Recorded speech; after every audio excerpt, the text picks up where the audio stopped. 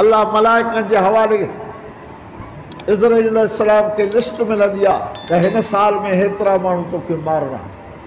Israel इस्लाम Israel अलैहिस्सलाम अलाह साईं खे असांजे लाइ सिफ़ारिश कई। अलाह साईं इन्हनि माण्हुनि जे मथां मौत जी तलवार जो लटकी पई हूंदी त ख़ुशी कहिड़ी थींदनि।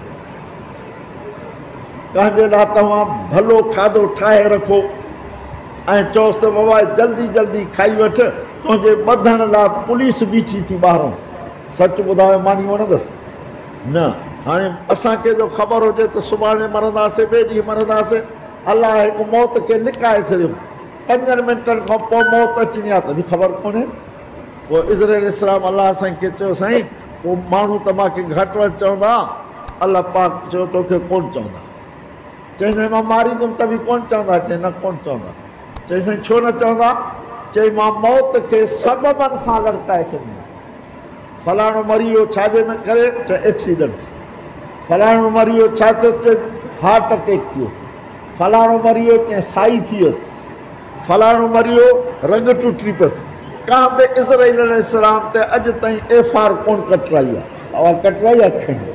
पोइ अलाह साईं खे अर्ज़ु कई साईं पोइ उन्हनि खे ख़ुशी कहिड़ी थींदी जंहिंजे मथां मौत जी तलवार लटकंदी। अलाह पाक फरमायोसि त मां इंतज़ाम करे छॾींदुमि। इंतज़ाम करे छॾींदुमि। चई कहिड़ो इंतज़ाम? चई हिर्स हणी छॾींदोमांनि। हिर्स हणी छॾींदोमांनि। बसि मौत यादि ई कोन्हे। अरे पंहिंजनि हथनि सां पंहिंजा मिट दोस्त पूरे था अचूं। वधि में वधि 3 ॾींहं, अञा वधीक प्यारो हूंदो त महीनो, अञा वधीक प्यारो हूंदो त 2 महीना, 2 महीननि खां पोइ यादि ई कोन हूंदो त कोई माइट असांजो हुयो बि सही। हिर्स दुनिया जो एॾो लॻी वियो। पर हाणे त 3 ॾींहं बि कोन था थियनि। असां बि खोड़ ताज़ियतुनि जी दुआ घुरण वञूं था, ॿिए ॾींहं ते वञूं था, ॾिसूं था त समूरा माण्हू अख़बारुनि में लॻा पिया। अख़बार वेठा था पढ़नि, कचहरी वेठा था कनि, दुनिया जे ॻाल्हियुनि में मशगूल आहिनि। न त इहे 3 ॾींहं भला क़ुर जी तिलावत तॾहिं त कजे न। हाल इहो आहे, मौत असांजो मथो बीठो आहे। नबी सल्लल्लाहु अलैहि वसल्लम साईं फरमायो अल कय्यिस मन दान नफ़्सहु, अल कय्यिस मन दान नफ़्सहु व अमिल लिमा बादल मौत। तव्हां मां सियाणो माण्हू कहिड़ो आहे? नबी साईं ॿुधायो तव्हां मां सियाणो कहिड़ो आहे? फरमायो जेको पंहिंजे नफ़्स खे ज़लील करे, नफ़्स जूं ग़लति ॻाल्हियूं न मञी, व अमिल लिमा बादल मौत, मरण खां पोइ जेका ज़िंदगी हिन खे साम्हूं अचणी आहे उन लाइ अमल। इहो सियाणो माण्हू। हदीस ॿुधायां हिकिड़ी, पोइ क़ुर जे आयत जो तर्जुमो कयूं, पोइ दुआ था कयूं।